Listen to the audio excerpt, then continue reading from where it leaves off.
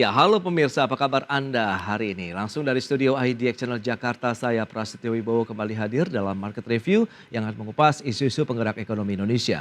Live streaming kami bisa Anda saksikan juga di idxchannel.com. Dan kali ini kita akan membahas tema terkait dengan menanti kinerja para Menteri Ekonomi di Kabinet Merah Putih setelah hari Minggu kemarin menggelar pertemuan terbatas, begitu rapat koordinasi yang diinisiasi oleh Kementerian Koordinator Perekonomian Bapak Airlangga Hartarto. Dan langsung saja kita mulai Market Review selengkapnya.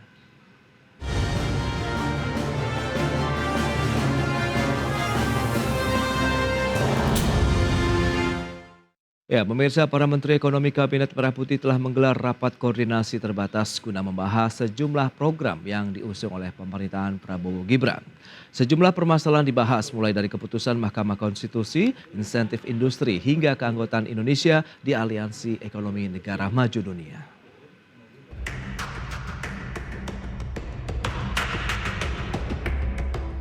Menteri Koordinator Bidang Perekonomian Airlangga Hartarto telah menggelar rapat koordinasi terbatas bersama para Menteri Ekonomi Kabinet Merah Putih pada hari Minggu lalu.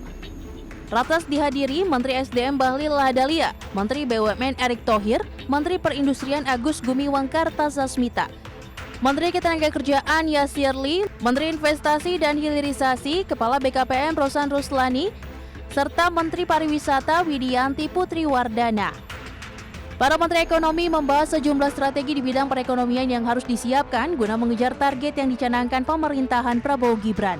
Sejumlah permasalahan yang dibahas meliputi hasil keputusan Mahkamah Konstitusi mengenai ketenagakerjaan yang diatur dalam Undang-Undang Cipta Kerja dan upaya merevisi jaminan kehilangan pekerjaan, regulasi platform serta integrasi program Siap Bekerja dan Kartu Prakerja.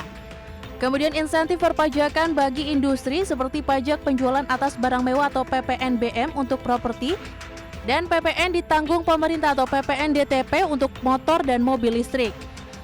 Pembahasan para Menteri Ekonomi yang sebagian besar berasal dari Kabinet Pemerintahan Jokowi tersebut juga terkait sejumlah program yang tengah dijalankan seperti larangan terbatas, lartas impor, fasilitas pelabuhan impor dan harga gas bumi tertentu untuk beberapa sektor industri. Selain itu membahas program-program seperti KUR, Bekar, dan Makmur yang akan terus didorong. Kemudian hilirisasi, peningkatan lifting migas dan perluasan pemanfaatan biofuel serta bioetanol. Serta tax holiday guna menarik investasi ke Indonesia. Pemerintah juga akan terus mendorong sektor pariwisata melalui program Indonesia Berwisata atau Tourism 5.0. Dari Jakarta, Tim Liputan, IDX Channel.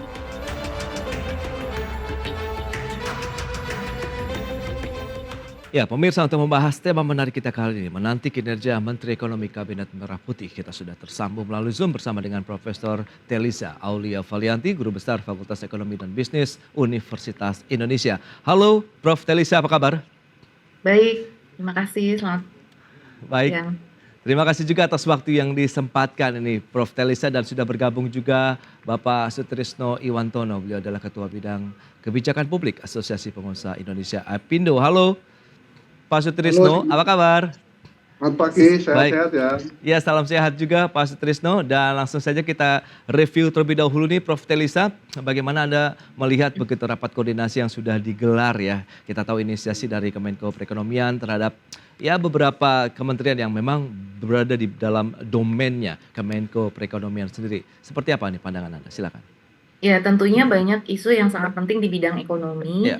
Ini juga kemudian mungkin jelang pengumuman PDB kita di triwulan 2 dan tentunya target-target pemerintah yang ingin istilahnya ngegas itu untuk mencapai di tahun 2027 kalau bisa kita sudah mencapai target 8%. Nah, jadi banyak masalah-masalah di bidang ekonomi yang harus diselesaikan yang membutuhkan koordinasi secara intensif begitu ya. Jadi ini adalah suatu awalan karena memang diminta oleh Pak Presiden kan untuk ngegas gitu kan. Jadi memang PR-PR kita apa. Nah, ini bersamaan sekali dengan tadi yang disampaikan bahwa Mahkamah Konstitusi itu telah merubah ya mengabulkan permintaan para buruh beberapa pasal. Jadi UU CK ada yang mengalami perubahan karena ketenagakerjaan itu juga menjadi kunci di dalam permasalahan ekonomi.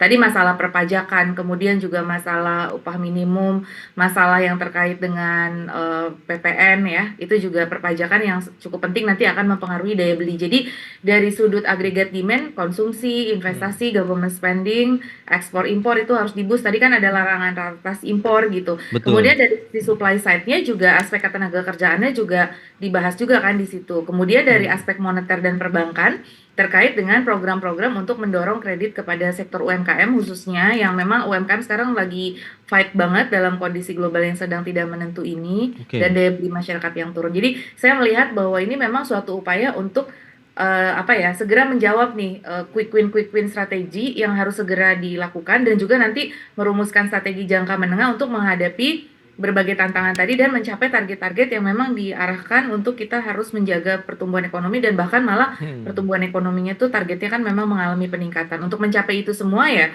perlu dilakukan berbagai jawaban ataupun solusi terhadap masalah-masalah yang ada. Baik, Seperti itu. Prof. Telisa. Nah, pandangan dari Apindo sendiri bagaimana melihat pertemuan yang sudah digelar, kemudian berbagai isu ataupun permasalahan yang sudah dibahas dan mungkin sudah disiapkan juga nih strategi-strategi mitigasinya nih, Pak Sutrisno.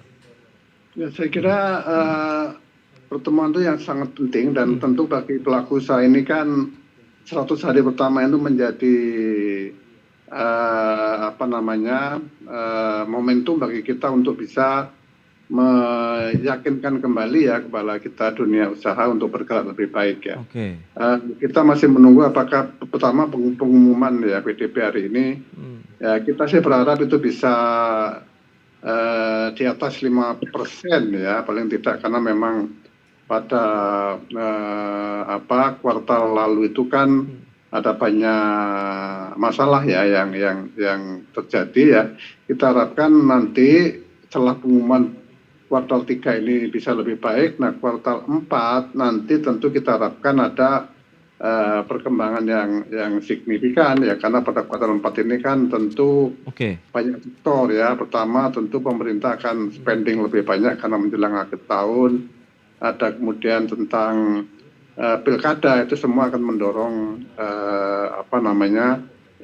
demand di masyarakat karena daya beli masyarakat inilah yang menjadi faktor kunci bagi kita untuk bergerak ya.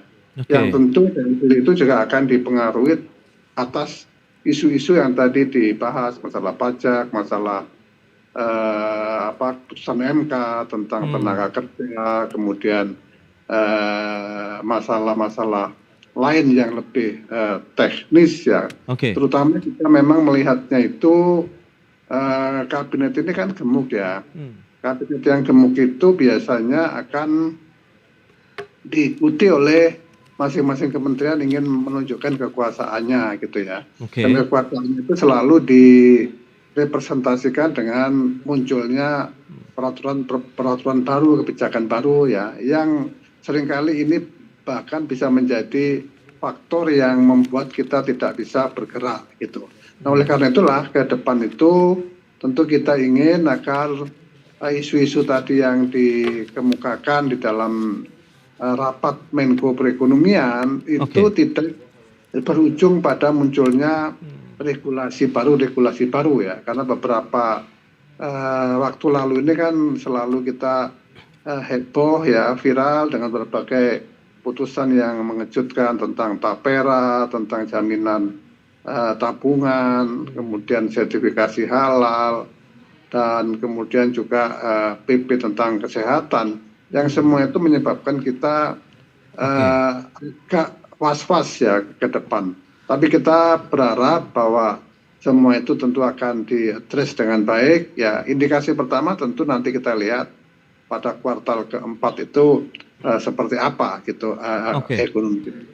Baik, itu dia. Berarti memang beberapa data yang tengah ditunggu, pertumbuhan ekonomi, kemudian kepastian dan juga memberikan satu keyakinan tersendiri dari beragam kebijakan-kebijakan yang akan ditelurkan oleh pemerintah baru kita begitu. Apalagi tadi dengan adanya pertemuan Menteri-Menteri Ekonomi diharapkan menjadi stimulusi barulah begitu ya bagi perekonomian nasional. Kita akan bahas lagi lebih lanjut di segmen berikutnya. Pak Sutrisno, Prof. Telisa, kita akan jeda dulu sebentar dan pemirsa kami akan segera kembali usai pariwara berikut ini.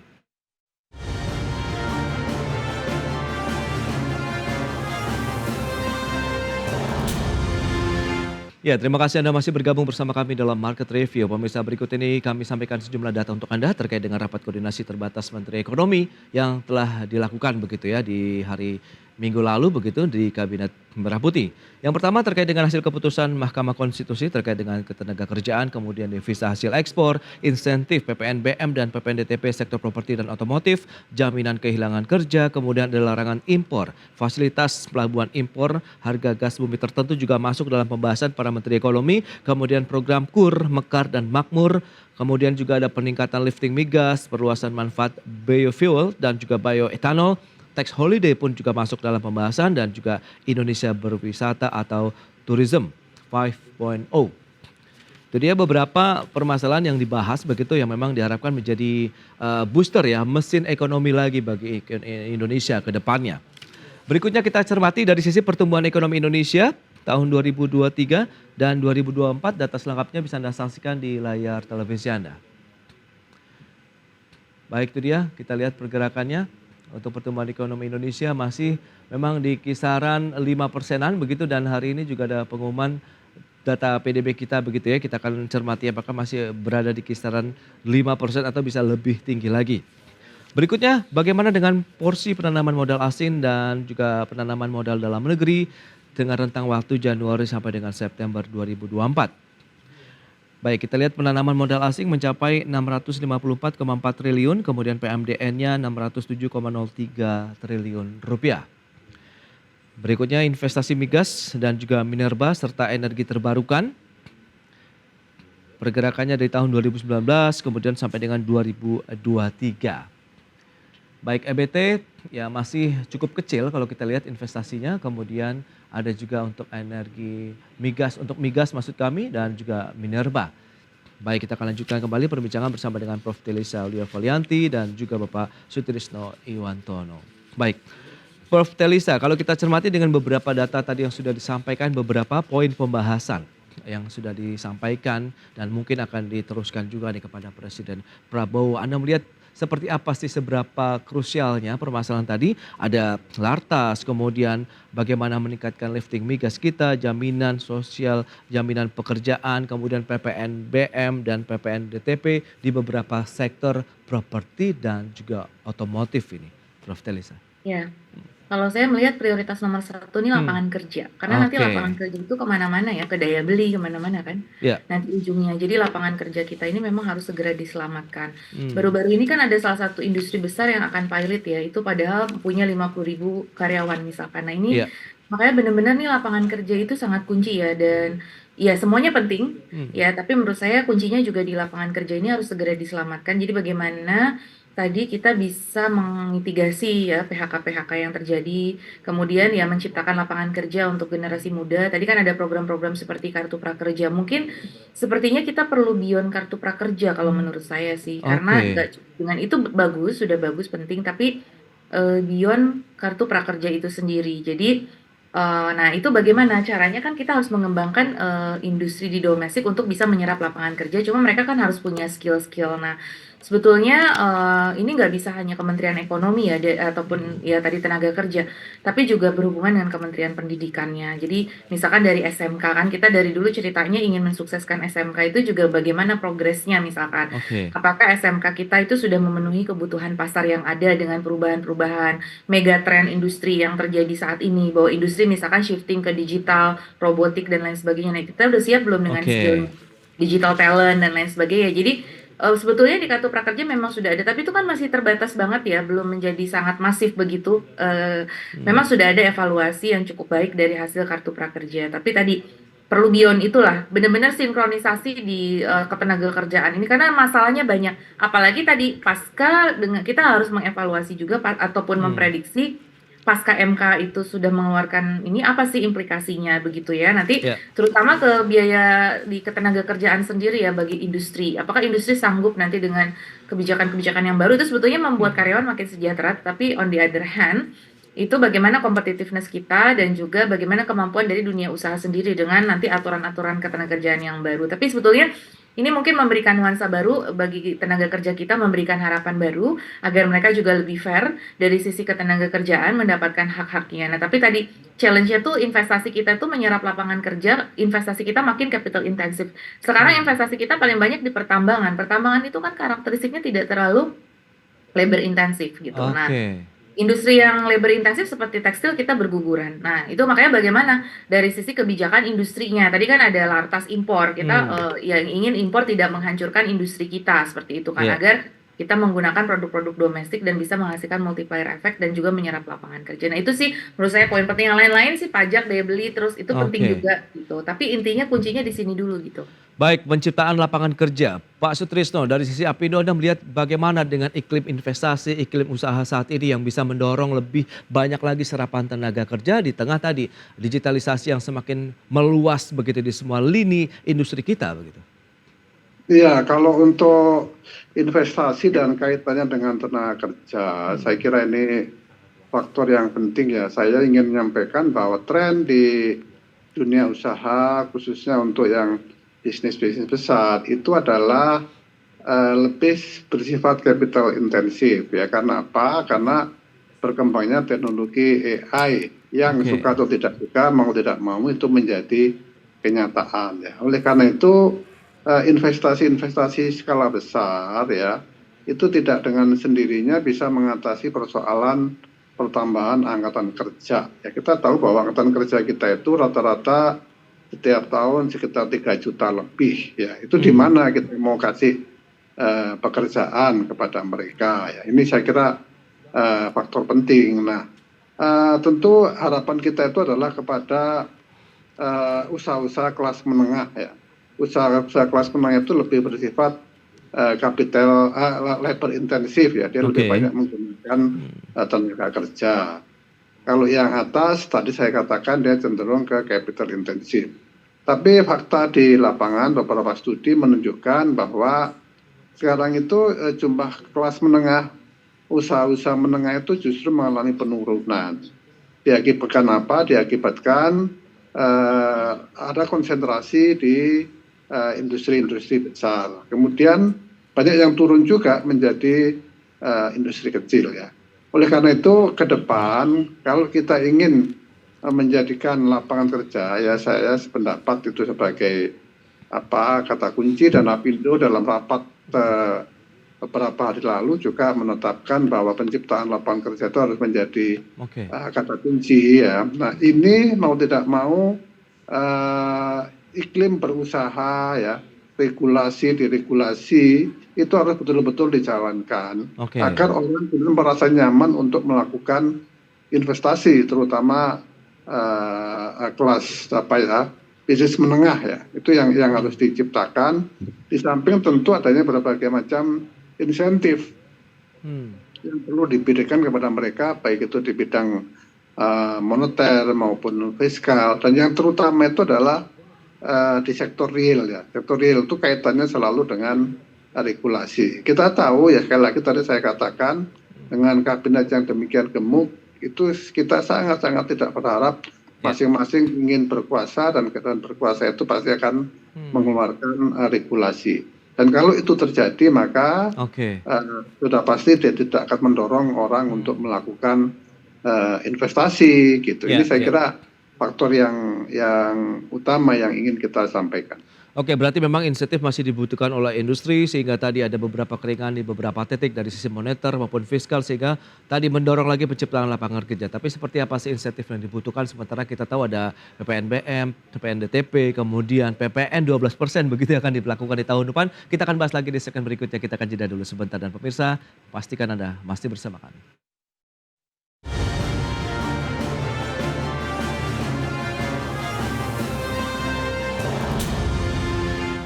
Baik pemirsa, kita lanjutkan kembali perbincangan menarik ini bersama dengan Profesor Telisa Aulia Valianti, Guru Besar Fakultas Ekonomi dan Bisnis Universitas Indonesia, dan juga Bapak Sutrisno Iwantono, Ketua Bidang Kebijakan Publik Asosiasi Pengusaha Indonesia Apindo.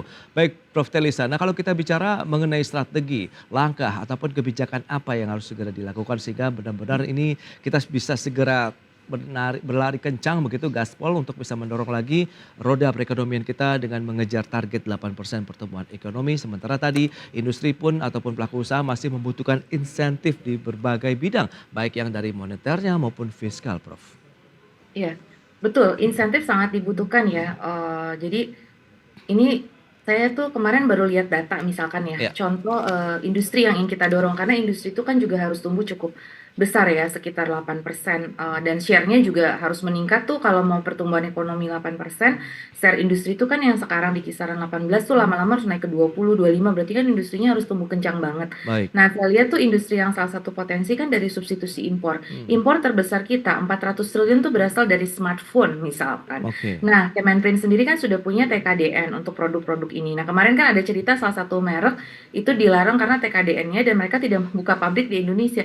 Nah, pertanyaannya kenapa mereka buka pabriknya di Vietnam? Padahal itu pasar terbesar. Sekarang kan Gen Z lebih suka dan milenial tuh dengan produk iPhone produk merek tersebut ya, Oke. handphone, smartphone tersebut gitu. Hmm. Smartphone tersebut. Nah, itu kita dari dulu tuh banyak ya Foxconn, BlackBerry, beberapa ya cerita-cerita lama lah dari merek-merek, maaf saya menyebutkan brand karena itu Iya. memang udah di sejarah data kita bahwa mereka nggak jadi. Karena apa? Ternyata satu perizinan, kedua insentif. Nah, negara lain tuh lebih berani mengobrol insentif. Cuma memang Indonesia sendiri mempertimbangkan sih, karena kan mereka mintanya tax holiday 50 tahun. Iya. Sedangkan dalam aturan kita, di dalam PMK kita tuh cuma ada 8 sampai 20 tahun maksimum. Jadi itu kan melanggar aturan kita. Kalau kita mau terlalu mengobrol juga kan nanti takutnya pengaruh ke tax ratio. Padahal di satu sisi susahnya tax ratio kita kan juga rendah, harus naik ke 23%. Jadi kan ini Iya. sesuatu yang Betul. kompleks ya. Jadi nggak semudah itu juga mengobrol insentif. Itu kan berupa tax expenditure ya. Jadi antara insentif yang kita berikan, kita obral dengan apa productivity yang kita dapat, apakah nanti ada transfer teknologi, apakah mereka nanti menyerap tenaga kerja. Jadi itu betul-betul perlu direview. Jadi artinya memang kita perlu pandai memilih dan memilah ya investor mana yang kita berikan insentif seperti apa yang tepat untuk diberikan. Tapi menurut saya sebenarnya Indonesia tuh insentif tuh tax sweet apa istilahnya itu ada sweetener. Nah, Oke. yang terpenting itu adalah mempermudah perizinan juga dan itu tuh mengurangi corruption, pungli dan lain sebagainya karena dan birokrasi perizinan yang rumit gitu loh. Birokrasinya disederhanakan aja tanpa tax holiday yang terlalu mengobrol. Sebenarnya asalkan kita birokrasi ini kita kompak, kita Oke. reformasi gitu. Memang sudah ada di UCK dan lain sebagainya. Udah ada OSS dan sebagainya. Ditanya satu pintu tapi masih banyak meja kan kita dengar masih banyak lah mafia-mafia di perizinan. Nah itu tolong diberantas mafia-mafia perizinannya supaya memberikan iklim investasi untuk para investor ini tanpa harus Ya. mengobrol yang tax holiday terlalu berlebihan atau mengobrol tanah kita sampai 100 tahun ke asing. Nah itu maksud saya tuh betulin aja deh yang hal-hal sepele, bukan sepele maksudnya hal-hal Iya. yang kecil dari hal yang kecil tapi penting gitu, bukan sepele mohon maaf. Oke, Jadi oke. maksudnya hal yang kecil tapi yang sangat krusial justru buat para investor gitu loh. Baik, Prof. Nah, lantas PPNBM, PPNDTP, kemudian PPN 12% ini bagaimana Anda melihatnya di tahun depan begitu untuk PPN yang memang memberikan tekanan akan sebaiknya begitu ditunda kah atau bagaimana? Iya, kalau saya sih lebih prefer dievaluasi dulu karena PPN yang 11 ini naik itu dampaknya seperti apa belum ada evaluasinya yang saya tahu ya. Mungkin Oke. ada tapi belum dipublikasikan secara luas. Jadi nanti kita lihat dan kemudian seberapa itu juga kontribut. Jadi yang mana nih yang mau kita kejar? Misalkan kan masih banyak tax avoidance berapa ratus triliun gitu di PPH sendiri. Nah, itu aja dikejar. Terus dari sisi PPN banyak sekali tax basis yang belum masuk gitu tanpa menaikkan tarif tax Iya. basisnya dulu sebetulnya, tax effortnya. Jadi itu yang harus dilakukan dulu. Jadi tarif itu sebetulnya terakhir gitu. Karena itu nanti akan impact-nya lebih besar kepada distorsi untuk daya beli masyarakat dan pertumbuhan ekonomi juga gitu. Makanya perlu betul-betul dikaji. Kalau masih bisa ditunda 1 tahun ini sambil melihat kondisi dan harapannya nanti membaik gitu. Jadi setelah membaik itu barulah kita mungkin bisa menerapkan gitu. Menurut saya sih opsi penundaan adalah salah satu opsi dan PPNDTP ditanggung pemerintah untuk beberapa produk prioritas yaitu juga perlu direview. Ada yang marketnya sudah terbentuk ya seperti mobil listrik itu kan marketnya sudah terbentuk gitu ya. Itu mungkin udah mulai bisa direview apakah bisa dilepas atau tidak. Tapi untuk yang marketnya memang belum Iya. meningkat pesat gitu ya, sedangkan itu akan menciptakan multiplier effect yaitu diberikan, tapi harus betul-betul menciptakan multiplier effect. Kita pastikan TKDN-nya juga tinggi, menyerap lapangan kerja juga, baru kita kasih insentif itu gitu. Dan bagaimana pemanfaatannya sendiri, karena banyak cerita ya, misalkan PPN untuk motor listrik yang katanya akan ditanggung atau ada subsidi untuk motor listrik kayak gitu-gitu tuh kadang di Iya. masyarakat tuh ternyata tidak semudah itu gitu dalam praktiknya gitu. Nah, Oke. antara regulasi yang diumumkan dengan implementasi di masyarakat itu kadang masih ada gap. Nah, itu yang akhirnya kebijakan itu jadi kurang efektif gitu kalau misalnya itu harus dicek Hmm. implementasi di lapangan. Jadi selain kita berkutat di policy juga di lapangannya ya, seperti Baik, itu. baik, Prof. Nah, kacamata Apindo lagi-lagi nih kalau kita lihat Pak Sutrisno, bagaimana Anda melihat? Apakah memang tahun depan sebaiknya kita masih juga dibanjiri dengan insentif yang memberikan satu harapan juga bagi dunia usaha, kemudian dari sisi kebijakan ada kepastian yang lebih firm lagi nih bagi dunia investasi dan dunia usaha secara umum? Ya, saya kira kalau insentif, saya kira kita tadi udah banyak Hmm. bicara ya. Ada insentif bidang moneter, ada masalah fiskal. Ya, Fiskal ini memang IPN ya, setiap kali penambahan tentu memberikan dampak pengurangan demand ya. Jadi pengusaha kalau ditanya apakah PPN itu ditunda atau tidak ya pasti bilangnya ditunda itu ya. Nah, hmm. dan yang perlu dipahami juga bahwa pungutan itu bukan hanya PPN itu, bukan hanya pajak ya. Sekarang itu ada macam-macam pungutan lain, misalnya cukai. Cukai itu katakan untuk apa kesehatan itu mengenakan cukai nanti untuk rokok. Rokok itu implikasinya panjang gitu ya. Oke. Yang berkenaan dari sektor apa namanya hotel kena, makanan kena, itu retail kena, gitu. Itu semua periklanan kena gitu Ya, ya. ya. Kemudian juga halal misalnya sertifikasi halal. Itu angkanya luar biasa ya. Kalau misalnya hotel bintang 4, bintang 5 itu sampai 40 juta lebih pungutan untuk itu. Sedangkan jumlah yang terkena halal ini kalau restoran itu kan jutaan jumlahnya. Itu angkanya itu berapa ratus triliun nanti yang akan diambil dari situ. Itu kelihatannya bukan tidak dinamakan pajak ya, tapi itu pungutan yang nyata yang harus ditanggung oleh Hmm. kita, yang dampaknya pasti itu nanti kepada harga barang. Harga naik pasti permintaan turun. Itu udah Baik. hukum ya. Dan kemudian juga masih banyak pungutan-pungutan lain, misalnya tapera, kewajiban untuk tabungan itu kan dikenakan kepada karyawan. Karyawan tentu nanti spendingnya akan turun. Nanti kalau udah dikenakan karyawan juga implikasinya kepada perusahaan juga ya, yang menambah di sana. Nah, semua itu akhirnya adalah Oke. beban. Tabungan wajib juga demikian. Jadi kalau kita melihat itu tidak pajaknya dikejar, kemudian juga ada pungutan-pungutan lain yang apa namanya memberikan beban biaya cukup tinggi. Misalnya sertifikasi halal ya, itu kan tidak hanya yang kita bayar ya, yang kita bayar katakan kalau UKM itu 8 sampai 10 juta, tapi kalau yang agak gede misalnya hotel 40 juta. Ya, ya. Mempersiapkan itu perlu biaya. Oke, oke. Semua yang berbau sertifikasi itu implikasinya adalah biaya. Hmm. Persiapan untuk disertifikasi adalah biaya. Ini Baik. yang saya kira perlu disederhanakan lah. Jangan menambah beban-beban Ya.